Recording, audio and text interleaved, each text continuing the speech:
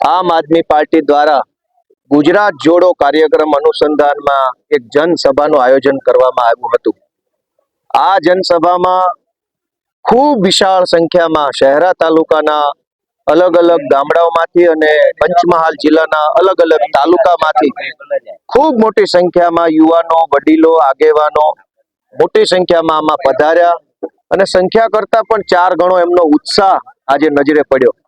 આટલો બધો તડકો હોવા છતાં, ગરમી હોવા છતાં પણ હજારો લોકો શાંતિપૂર્વક રીતે આ મંડપમાં બેસી અને આખી સભા સાંભળી એમની એ ધીરજ એવું બતાવે છે કે આ યુદ્ધ પહેલાની શાંતિ છે, પરિવર્તનનો પવન ફૂંકાવાનો છે, એની આ શાંતિ છે।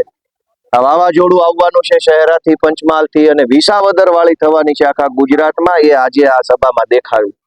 જે રીતે લોકોએ ઉત્સાહપૂર્વક રીતે આમાં ભાગ લીધો એ બહુ જ ઐતિહાસિક બાબત છે, કેમ કે શહેરા તાલુકામાં હું અગાઉ પણ આવેલો છું ઘણી બધી વખત, પણ આજે જે રીતે લોકોએ આમાં હાજરી આપી એ અભૂતપૂર્વ છે। હું બધા લોકોનો, આમ આદમી પાર્ટીના સૌ કાર્યકર્તાનો આભાર વ્યક્ત કરું છું।